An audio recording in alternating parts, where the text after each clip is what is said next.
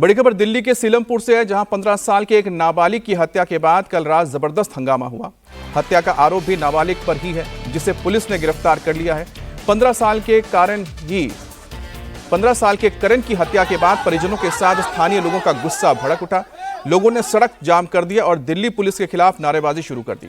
गुस्साए लोग आरोपी के एनकाउंटर की मांग कर रहे हैं और भीड़ को हटाने के लिए पुलिस का हल्का बल प्रयोग भी यहां पर हुआ है।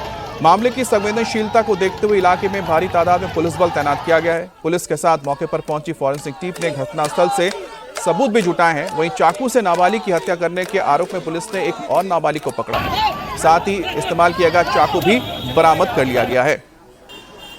तो दिल्ली के सीलमपुर की घटना है, जहां पर एक नाबालिग की हत्या कर दी गई है, जिसके बाद मौके पर काफी हंगामा हुआ। परिजनों ने यहां पर हंगामा किया, जो आरोपी है उसे पकड़ने की और परिवार को इंसाफ दिलाने के लिए लोगों ने नारेबाजी की। पुलिस ने एक और नाबालिग को इस आरोप में गिरफ्तार किया है और साथ ही साथ जिस चाकू से हमला किया गया था उस चाकू को भी बरामद कर लिया है। लोग हैं वो रोड पर बैठ गए हैं, सड़क पर, और अपनी मांग को लेकर, और पुलिस ने इनको भगाना शुरू कर दिया है। आप देख सकते हैं तस्वीरों में कि पुलिस ने जो लोग यहाँ बैठकर ट्रैफिक जाम किया था, इन सभी लोगों को पुलिस ने लाठीचार्ज करके यहाँ से सबको भगा रही है। हालांकि नाराजगी है लोगों में इस घटना को लेकर, और नाराजगी व्यक्त करने के लिए सभी लोग जो पीड़ित परिवार के लोग हैं वो सड़क पर आ गए हैं और ट्रैफिक जाम कर रहे हैं, लेकिन पुलिस ने इन सभी लोगों को यहां से हटाना शुरू कर दिया है। प्रोफेसर अमित ठाकुर के साथ संजय शाह, इंडिया टीवी, दिल्ली। और लड़के की हत्या के बाद परिजनों में काफी गुस्सा है। स्थानीय लोग भी काफी नाराज हैं और कल रात इनकी नाराजगी सीलमपुर की सड़कों पर भी देखने को मिली। सीलमपुर इलाके में हुई 15 वर्षीय बच्चे की हत्या के बाद से गुस्साए परिजन इस वक्त सड़क पर आ गए हैं और ट्रैफिक जाम करने की कोशिश कर रहे हैं, लेकिन पुलिस सामने खड़ी है और पुलिस और परिजनों के बीच इस वक्त झड़प हो रही है। आप देख सकते हैं कि किस तरीके से, चूंकि जिस तरीके से वारदात को अंजाम दिया गया है उसको लेकर इलाके के लोगों में काफी गुस्सा है। चूंकि करण नाम का जो बच्चा है वो बता रहे हैं कि पैसे खुले कराने के लिए यहाँ पर आया था और उसके बाद उसे घेर कर उसके ऊपर ताबड़तोड़ चाकू से हमला किया गया, जिसके बाद गंभीर रूप से घायल बच्चे को अस्पताल पहुंचाया गया, जहां पर डॉक्टरों ने उसे मृत घोषित कर दिया।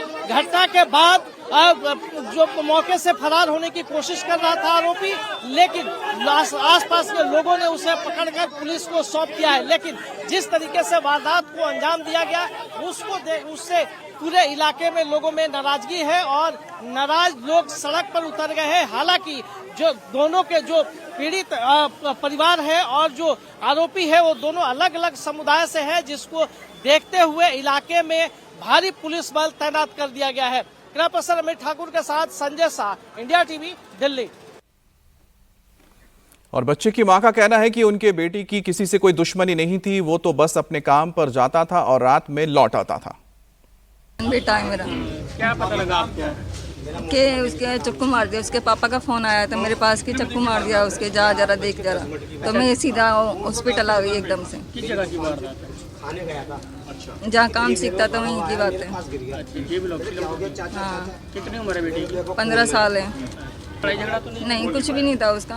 वो तो काम सीखता था, सीधा 12 बजे सीधा घर पे आता था, बस घर पे रहता था। फिर 12 साल का था, ये पैसे खुले करवाने गया था 20 मीटर पर, ठीक है।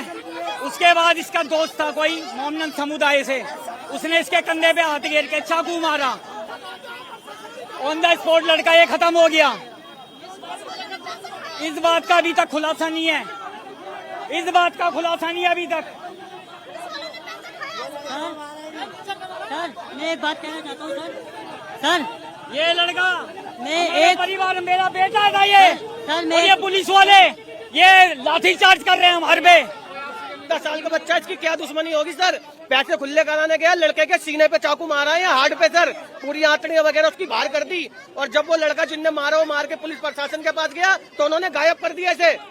सर ऐसे हर साल मौत होती रहेगी सर। बच्चों का पाल पोस के बड़ा करते हैं सर, मारने के लिए कोई करते हैं सर, उसे पता नहीं कहाँ गायब कर दिया।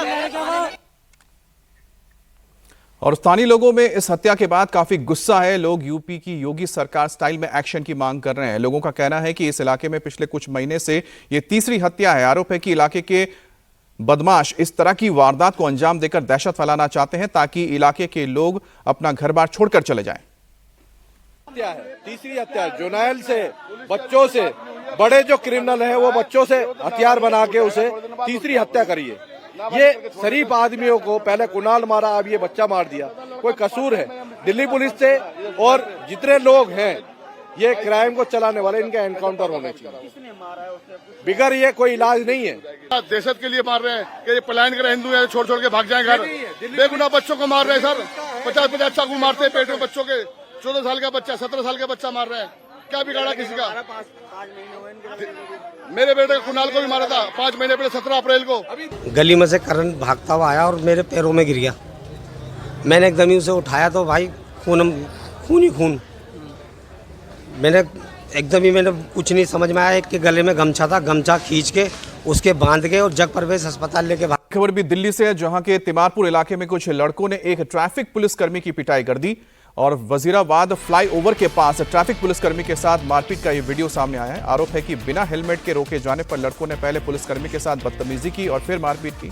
24 सितंबर को दोपहर के समय सूरजपाल नाम के ट्रैफिक पुलिसकर्मी सिग्नेचर ब्रिज पर चेकिंग कर रहे थे। तभी बाइक से बिना हेलमेट में जा रहे युवकों ने उन्होंने रोका, जिसके बाद लड़कों ने पुलिस के साथ मारपीट की। तिमारपुर पुलिस ने इस मामले में मामला दर्ज करके आरोपियों अकबर और सलमान को गिरफ्तार किया है। तुमने बोला कैसे? बजाओ। ये देखो भाई पुलिस वाला आई है और इसने बोला दूंगा और टोपी उतार के फेंकी है और बोला इनने और जूते से मारा है। बोला टोपी उतार के फेंकी है और बोला। बड़ी खबर बिहार से, जहां के समस्तीपुर में एक मुखिया का मर्डर कर दिया गया।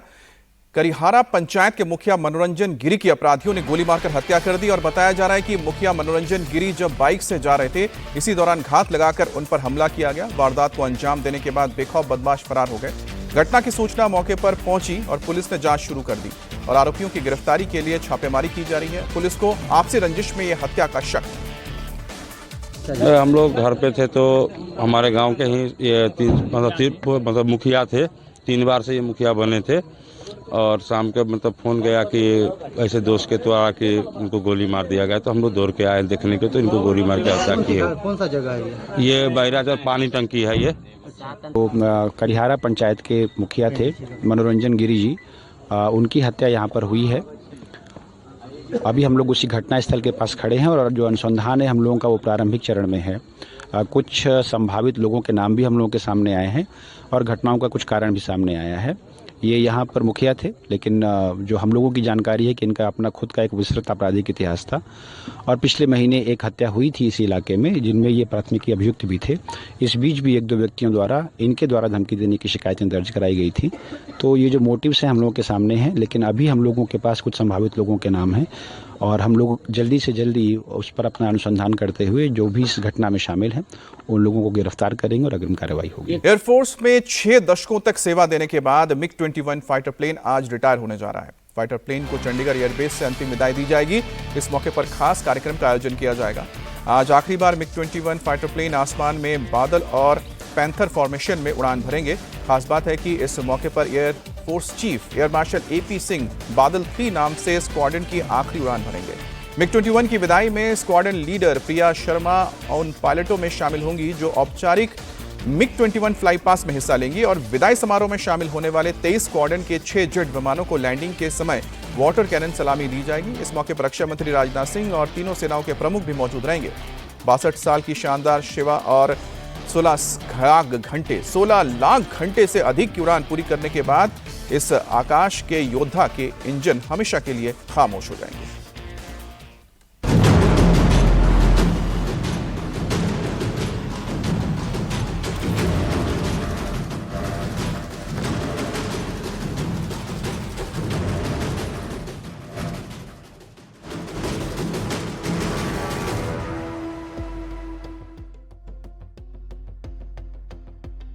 भारत के आसमान की शान रहा MiG-21 अब इतिहास बनने जा रहा है। भारतीय वायुसेना का सबसे भरोसेमंद और लंबे समय तक सेवा देने वाला लड़ाकू विमान MiG-21 रिटायर होने जा रहा है।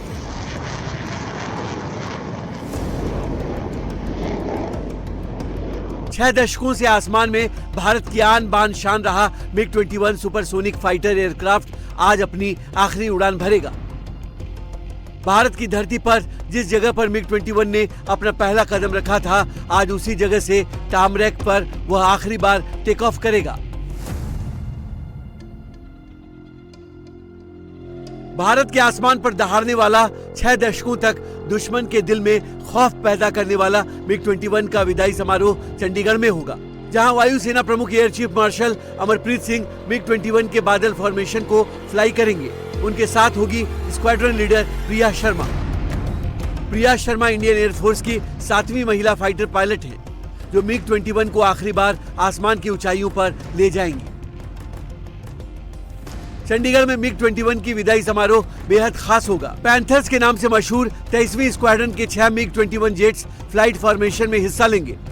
इसके बाद इन जेट्स को वाटर कैनन सैल्यूट दिया जाएगा, जो इंडियन एयरफोर्स की परंपरा का हिस्सा है। इस मौके पर वायुसेना प्रमुख air chief marshal Amarpreet Singh के अलावा defence minister Rajnath Singh, chief of defence staff Anil Chauhan, army chief Upendra Dwivedi, navy chief admiral Dinesh Tripathi मौजूद रहेंगे। इसके साथ ही इंडियन एयरफोर्स के 6 पूर्व प्रमुख और वायुसेना के सभी कमांड के कमांडर इन चीफ शामिल होंगे। विदाई समारोह के साथ ही MiG-21 की कहानियां, इसके पायलट्स की बहादुरी और इसके मिशंस हमेशा इंडियन एयरफोर्स के इतिहास में सुनहरे अक्षरों में लिखे जाएंगे।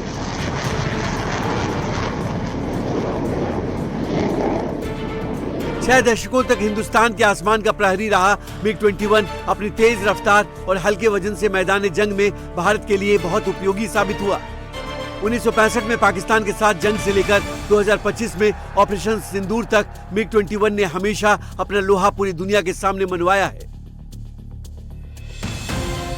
1965 के युद्ध में पहली बार MiG-21 ने पाकिस्तान के F-86 साइबर जेट्स के खिलाफ मोर्चा संभाला था और इसने दुश्मन को भी उस समय पछताने पर मजबूर कर दिया था। 1971 की जंग में भी दुनिया ने MiG-21 की ताकत को देखा। वेस्टर्न फ्रंट पर इस जेट ने पाकिस्तान के 4 F-104 स्टार फाइटर जैसे एडवांस जेट को भी ढेर कर दिया। इसके साथ ही MiG-21 ने पाकिस्तान के 2 F-16, एक F-186 और एक C-130 हरकुलिस विमान को मार गिराया था। इस युद्ध में भारत को जीत मिली और इसकी इबारत MiG-21 ने ही लिखी।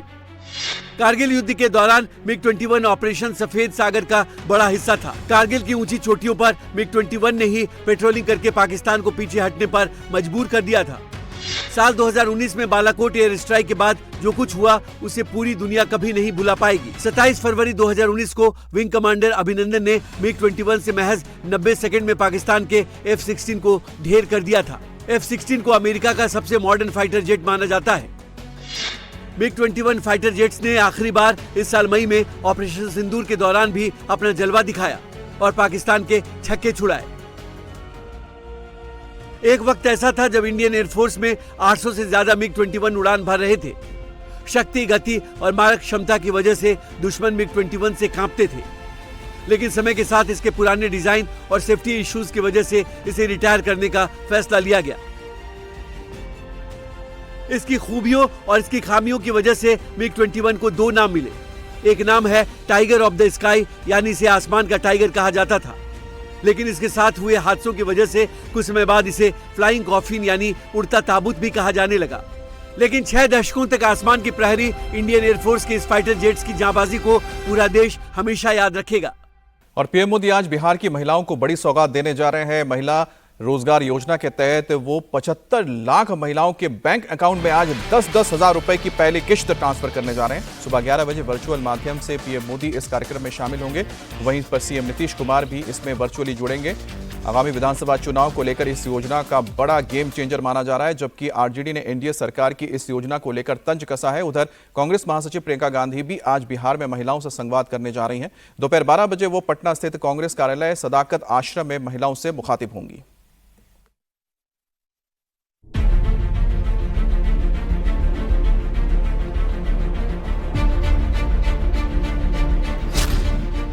पीएम मोदी आज बिहार की महिलाओं को देंगे बड़ी सौगात।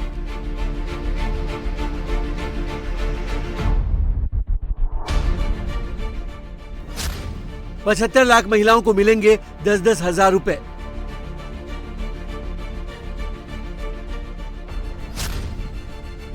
मुख्यमंत्री महिला रोजगार योजना का पीएम करेंगे शुभारंभ। चुनाव की तारीखों के ऐलान से पहले आज प्रधानमंत्री नरेंद्र मोदी बिहार की महिलाओं को बहुत बड़ी सौगात देने वाले हैं। महिला रोजगार योजना के तहत आज पीएम मोदी 75 लाख महिलाओं के खाते में डायरेक्ट 10-10 हजार रुपए ट्रांसफर करेंगे। नीतीश सरकार की इस योजना को बिहार चुनाव में गेम चेंजर योजना माना जा रहा है। आज महिला रोजगार योजना के तहत 75 लाख महिलाओं को लाभ मिलेगा। महिलाओं के बैंक खाते में 10-10 हजार रुपए की पहली किस्त ट्रांसफर होगी। योजना के तहत पहली किस्त की कुल राशि 7500 करोड़ रुपए होगी। इस योजना के तहत बाद के चरणों में 2 लाख रुपए तक की अतिरिक्त वित्तीय सहायता की भी संभावना है। यशस्वी प्रधानमंत्री नरेंद्र मोदी जी राज्य की 75 लाख महिलाओं के अकाउंट में 10,000 रुपए की राशि सीधे ट्रांसफर करने जा रहे हैं और निसंदेह एनडीए की सरकार ने महिलाओं के कल्याण के लिए नीतीश कुमार जी की अगुवाई में जो शानदार बड़े फैसले लिए हैं, ये गेम चेंजर साबित होगा। न केवल 10,000 रुपये बल्कि उनके द्वारा शुरू किए गए व्यवसाय पर 2 लाख रुपए तक की राशि भी उन्हें 6 महीने के बाद मिलेगी। सीएम महिला रोजगार योजना का मकसद बिहार की महिलाओं को आत्मनिर्भर बनाने की कोशिश को बढ़ावा देना है। इस योजना को सिलाई बुनाई, खेती और पशुपालन जैसे छोटे व्यवसायों को बढ़ावा देने के लिए शुरू किया जा रहा है। योजना के तहत मिलने वाली रकम केवल आर्थिक मदद नहीं होगी, बल्कि इससे महिलाओं की आत्मनिर्भरता और सम्मान की नई शुरुआत हो रही है। योजना का मकसद महिलाओं को स्वरोजगार और आजीविका के अवसरों के माध्यम से सशक्तिकरण को बढ़ावा देना है। ये पहल बिहार की सामाजिक और आर्थिक तस्वीर बदलने वाली साबित हो सकती है। स्वयं सहायता समूह से जुड़े प्रशिक्षक महिलाओं को प्रशिक्षण देंगे। उनके उत्पादों की बिक्री बढ़ाने के लिए राज्य में ग्रामीण हाट को और विकसित किया जाएगा। प्रधानमंत्री मोदी दिल्ली से इस कार्यक्रम में ऑनलाइन जुड़ेंगे, जबकि पटना से खुद सीएम नीतीश कुमार और उनकी कैबिनेट के दूसरे मंत्री जुड़ेंगे, जबकि लाभार्थी महिलाएं ऊर्जा भवन के ऑडिटोरियम में रहेंगी। इसके अलावा सभी जिलों और ब्लॉक में भी महिलाएं कार्यक्रम से जुड़ेंगी।